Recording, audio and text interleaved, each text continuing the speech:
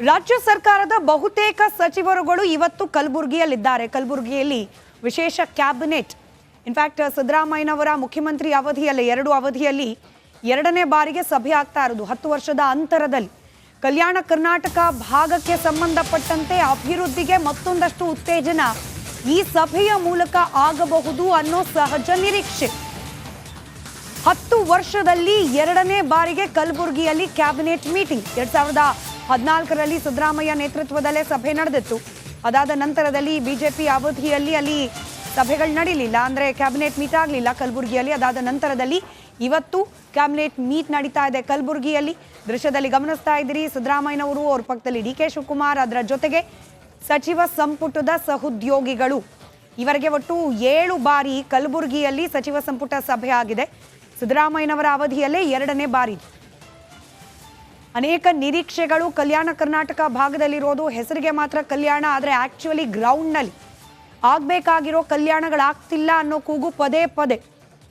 ಇದರಲ್ಲೂ ಹಿಂದುಳಿದಿರುವ ಪ್ರದೇಶಗಳ ಕಡೆಗೇನೆ ವಿಶೇಷವಾದ ಗಮನ ಕೊಡಬೇಕು, ವಿಶೇಷ ಅನುದಾನಗಳು, ಪ್ಯಾಕೇಜ್ಗಳು ಬರಬೇಕು ಅನ್ನೋ ನಿರೀಕ್ಷೆ ಪ್ರತಿ ಬಾರಿಯೂ ಕೂಡ ಇದ್ದೇ ಇರುತ್ತೆ. ಈ ಬಾರಿ ಕಲಬುರಗಿಯಲ್ಲಿ ಕ್ಯಾಬಿನೆಟ್ ನಡೀತಾ ಇರೋದ್ರಿಂದ ಮತ್ತಷ್ಟು ನಿರೀಕ್ಷೆ ಹೆಚ್ಚಾಗಿದೆ.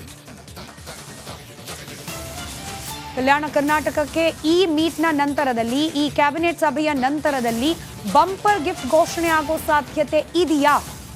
ಕುತೂಹಲ ಇದ್ದೇ ಇದೆ. ಐತಿಹಾಸಿಕ ದಿನದಂದೇ ಸರ್ಕಾರದಿಂದ ಉಡುಗೊರೆಯ ಘೋಷಣೆ ಮಾಡಲಾಗುತ್ತಾ? 390 ಕೋಟಿಗಳ ಅನುದಾನದ ನಿರೀಕ್ಷೆಯಲ್ಲಿ, ಅದರಲ್ಲೂ ಪ್ರಮುಖವಾಗಿ ಜವಳಿ ಪಾರ್ಕ್, ಅದಕ್ಕೆ ನೀರಿನ ಸರಬರಾಜು ವ್ಯವಸ್ಥೆ, 35 ಕೋಟಿ ವೆಚ್ಚದಲ್ಲಿ ಭೀಮಾ ನದಿಗೆ ಅಣೆಕಟ್ಟು, 229.28 ಕೋಟಿ ವೆಚ್ಚದಲ್ಲಿ ಪವರ್ ಸ್ಟೇಷನ್, ಹೀಗೆ ಸಾಲು ಸಾಲು ನಿರೀಕ್ಷೆಗಳಿದೆ.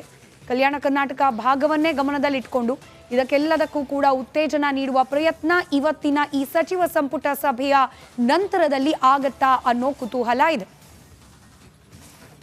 ಮತ್ತಷ್ಟು ಡೀಟೇಲ್ಸ್ನೊಂದಿಗೆ ನಮ್ಮ ಕಲಬುರಗಿ ಪ್ರತಿನಿಧಿ ಓಂ ಪ್ರಕಾಶ್ ನೇರ ಸಂಪರ್ಕದಲ್ಲಿದ್ದಾರೆ. ಓಂ ಪ್ರಕಾಶ್, ನಾನಾಗಲೇ ಹೇಳ್ತಿದ್ದಾಗೆ ಕಲ್ಯಾಣ ಕರ್ನಾಟಕ ಹೆಸರಲ್ಲಿ ಮಾತ್ರ ಕಲ್ಯಾಣ, ಆಕ್ಚುಲಿ ಹಿಂದುಳಿದ ಪ್ರದೇಶಗಳಿಗೆ ಈ ಕಲ್ಯಾಣದಲ್ಲಿ ಕೂಡ ರೀಚ್ ಆಗ್ತಿಲ್ಲ ಅನ್ನೋ ಆರೋಪಗಳಿದೆ. ಇವತ್ತು ನಡೀತಾ ಇರುವ ಈ ಸಚಿವ ಸಂಪುಟ ಸಭೆ ಈ ಸಮಸ್ಯೆಯನ್ನು ಅಡ್ರೆಸ್ ಮಾಡಲಿಕ್ಕೆ ಎಷ್ಟರ ಮಟ್ಟಿಗೆ ಪೂರಕ ಆಗಬಹುದು, ಏನೆಲ್ಲ ನಿರೀಕ್ಷೆ ಇದೆ ಅಂತ ಹೇಳಿ.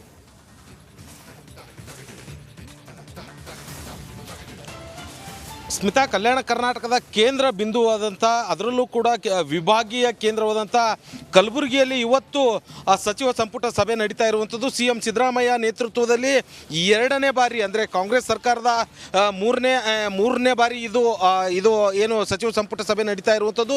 2014ರಲ್ಲಿ CM ಸಿದ್ದರಾಮಯ್ಯ ಅವರು CM ಆಗಿದ್ದರು, ಆವಾಗ ಸಚಿವ ಸಂಪುಟ ಸಭೆ ನಡೆದಿತ್ತು. ಅದಾದ ಬಳಿಕ 10 ವರ್ಷಗಳ ನಂತರ, ಅಂದರೆ 2024ರಲ್ಲಿ ಇವಾಗ ಮತ್ತೊಮ್ಮೆ CM ಸಿದ್ದರಾಮಯ್ಯ ಅವರು CM ಆದಂಥ ಸಂದರ್ಭದಲ್ಲಿ ಕಲ್ಯಾಣ ಕರ್ನಾಟಕ ಭಾಗದ ಕಲಬುರಗಿಯಲ್ಲಿ ಈ ಒಂದು ಸಚಿವ ಸಂಪುಟ ಸಭೆಯನ್ನು ನಡೀತಾ ಇರುವಂಥದ್ದು. ಒಟ್ಟು ಕಲಬುರಗಿಯಲ್ಲಿ 7 ಬಾರಿ ಸಚಿವ ಸಂಪುಟ ಸಭೆ ನಡೆದಿರುವಂಥದ್ದು. ಅಂದರೆ 1982ರಲ್ಲಿ R ಗುಂಡೂರಾವ್ ಅವರು CM ಆದಾಗ ಬೆಂಗಳೂರು ಹೊರತುಪಡಿಸಿ ಏನು ನಿರೀಕ್ಷೆಗಳೇನಿದೆ ಅದ್ರ ಬಗ್ಗೆ ಬನ್ನಿ. ಹಾಗೆ ಇವತ್ತಿನ ಮೀಟಿಂಗ್ ನಲ್ಲಿ, ಕ್ಯಾಬಿನೆಟ್ ಸಭೆಯಲ್ಲಿ ಪ್ರಮುಖವಾಗಿ ಏನೆಲ್ಲ ವಿಚಾರಗಳು ಡಿಸ್ಕಷನ್ ಆಗುತ್ತೆ ಅದ್ರ ಬಗ್ಗೆ ಮಾಹಿತಿ ಕೊಡಿ. ಸ್ಮಿತಾ, ಸಾಕಷ್ಟು ನಿರೀಕ್ಷೆಗಳು ಕೂಡ ಕಲ್ಯಾಣ ಕರ್ನಾಟಕದ 7 ಜಿಲ್ಲೆಯ ಜನರು ಕೂಡ ಇವತ್ತಿನ ಸಚಿವ ಸಂಪುಟದ ಸಭೆಯ ಮೇಲೆ ಇಟ್ಕೊಂಡಿರುವಂಥದ್ದು. ಭಾಳ ಪ್ರಮುಖವಾಗಿ ಈ ಹಿಂದೆ ಹೈದರಾಬಾದ್ ಕರ್ನಾಟಕ ಅನ್ನುವಂಥ ಹೆಸರಿನಿಂದ ಈ 7 ಜಿಲ್ಲೆಗಳನ್ನು ಕಲಬುರಗಿ, ಬೀದರ್, ಯಾದಗಿರಿ, ರಾಯಚೂರು, ಕೊಪ್ಪಳವನ್ನು ಕರಿತಾ ಇದ್ರು. ಆದರೆ ಈ ಹಿಂದುಳಿದಂಥ ಹೈದರಾಬಾದ್ ಕರ್ನಾಟಕದ ದಾಸ್ಯದ ಸಂಕೇತದ ಹಣೆಪಟ್ಟಿಯನ್ನು ತೆಗೆದು ಇದನ್ನು ಬೇರೆ ಹೆಸರು ಬದಲಾಯಿಸಬೇಕು ಅನ್ನುವಂಥ ನಿಟ್ಟಿನಲ್ಲಿ BJP ಸರ್ಕಾರ ಕಲ್ಯಾಣ ಕರ್ನಾಟಕ ಅಂತೇಳಿ ಮರುನಾಮಕರಣ ಮಾಡ್ತು. ಆದರೆ ಕಲ್ಯಾಣ ಕರ್ನಾಟಕ ಅನ್ನುವಂಥದ್ದನ್ನು ಮರುನಾಮಕರಣ ಮಾಡಿದ್ದೇ ಆಯಿತು ಹೊರತು, ಆದರೆ ಅಭಿವೃದ್ಧಿಯಲ್ಲಿ ಯಾವುದೇ ರೀತಿಯಾದಂಥ ಕಲ್ಯಾಣ ಆಗಿರಲಿಲ್ಲ. ಹಾಗಾಗಿ ಇವತ್ತಿನ ಸಚಿವ ಸಂಪುಟ ಸಭೆ ಏನಿದೆ ಬಹಳ ಪ್ರಮುಖವಾಗಿರುವಂಥದ್ದು. ಈ ಒಂದು ವಿಶೇಷ ಸಂಪುಟ ಸಭೆಯಲ್ಲಿ ಕಲ್ಯಾಣ ಕರ್ನಾಟಕ ಭಾಗದ ಅಭಿವೃದ್ಧಿಯ ಬಗ್ಗೆ ಸಾಕಷ್ಟು ವಿಚಾರಗಳು ಚರ್ಚೆ ಆಗುತ್ತೆ ಅನ್ನುವಂಥ ಲೆಕ್ಕಾಚಾರ ಇರುವಂಥದ್ದು. ಇವತ್ತಿನ ಸಚಿವ ಸಂಪುಟ ಸಭೆಯಲ್ಲಿ ಒಟ್ಟು 34 ಅಜೆಂಡಾಗಳನ್ನು ಏನು ಕೈಗೆತ್ತಿಕೊಳ್ಳೋದಕ್ಕೆ ಮುಂದಾಗಿರುವಂಥದ್ದು. ಅದರಲ್ಲೂ ಕೂಡ ಬಹಳ ಪ್ರಮುಖವಾಗಿ ಅಂತಂದರೆ PM ಮಿತ್ರ ಜವಳಿ ಪಾರ್ಕ್ಗೆ ನೀರನ್ನು ಒದಗಿಸುವಂಥದ್ದು, ಭೀಮಾ ನದಿಗೆ ಅಡ್ಡಲಾಗಿ ಸೇತುವೆ ಯೋಜನೆಯನ್ನು ಕಟ್ಟಿ ನೀರಾವರಿ ಯೋಜನೆಗಳಿಗೆ ಸಂಬಂಧಪಟ್ಟಂತೆ ಏನು ಚರ್ಚೆ ಕೂಡ ಮಾಡೋದಕ್ಕೆ ಮುಂದಾಗಿರುವಂಥದ್ದು. ಅದಲ್ಲದೆ ರಾಯಚೂರು ನಗರಸಭೆಯನ್ನು ಮಹಾನಗರ ಪಾಲಿಕೆಯಾಗಿ ಮಾಡಬೇಕು ಅನ್ನುವಂಥ ಒಂದಷ್ಟು ವಿಚಾರಗಳನ್ನು ಕೂಡ ಏನು ಈ ಒಂದು ಸಚಿವ ಸಂಪುಟ ಸಭೆಯಲ್ಲಿ ಚರ್ಚೆ ಆಗ್ತಾ ಇರುವಂಥದ್ದು. ಮತ್ತೊಂದು ಕಡೆ ಬೀದರ್ ನಗರಸಭೆ ಕೂಡ ಮಹಾನಗರ ಪಾಲಿಕೆಯಾಗಿ ಮೇಲ್ದರ್ಜೆಗೆ ಏರಿಸಬೇಕು ಅನ್ನುವಂಥ ನಿಟ್ಟಿನಲ್ಲೂ ಕೂಡ ಮುಂದಾಗಿರುವಂಥದ್ದು.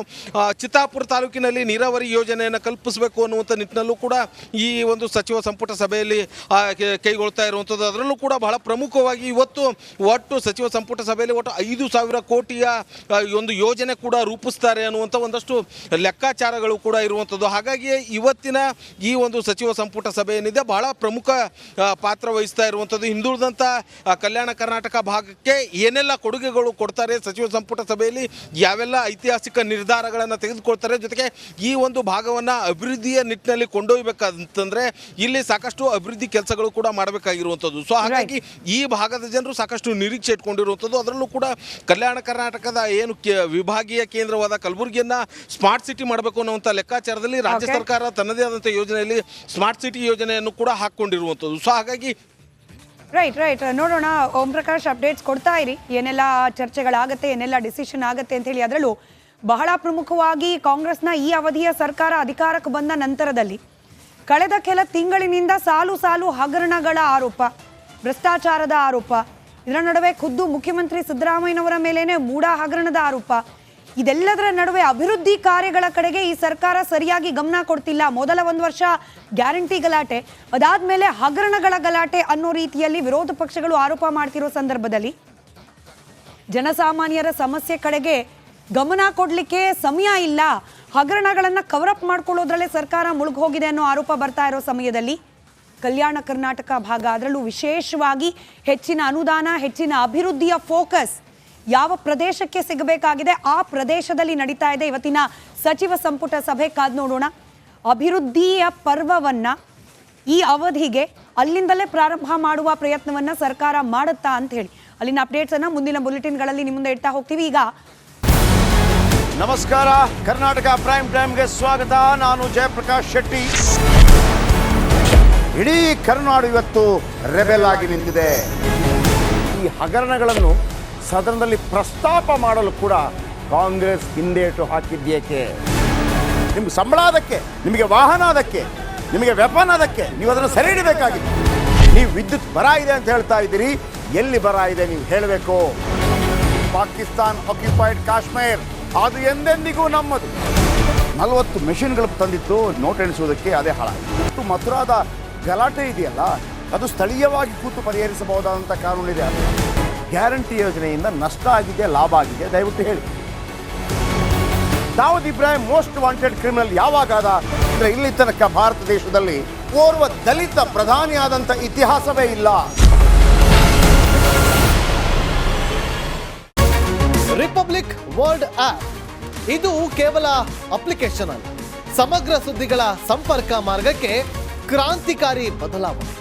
ರಿಪಬ್ಲಿಕ್ ವರ್ಲ್ಡ್ ಆಪ್ ಕೇವಲ ಸುದ್ದಿ ಅಪ್ಲಿಕೇಶನ್ ಅನ್ನ ಪರಿಚಯ ಮಾಡ್ತಾ ಇಲ್ಲ, ಬದಲಾಗಿ ಡಿಜಿಟಲ್ ಸುದ್ದಿ ಬಳಕೆಯ ಹೊಸ ಯುಗಕ್ಕೆ ನಾಂದಿ ಹಾಡ್ತಾ ಇದೆ. ಇದೊಂದು ಬ್ರೇಕಿಂಗ್ ನ್ಯೂಸ್, ಪ್ರಭಾವಶಾಲಿ ಕಾರ್ಯಕ್ರಮಗಳಿಗೆ ಗಟ್ಟಿಯಾದ ವೇದಿಕೆ. ರಿಪಬ್ಲಿಕ್ ವರ್ಲ್ಡ್ ಅಪ್ಲಿಕೇಶನ್ ಈಗ ಲೈವ್ ಆಗಿದೆ. ಗೂಗಲ್ ಪ್ಲೇ ಸ್ಟೋರ್ ಮತ್ತು ಆಪಲ್ ಆಪ್ ಸ್ಟೋರ್ ಎರಡರಲ್ಲೂ ಲಭ್ಯವಿದೆ. ಈಗಲೇ ಡೌನ್ಲೋಡ್ ಮಾಡಿ.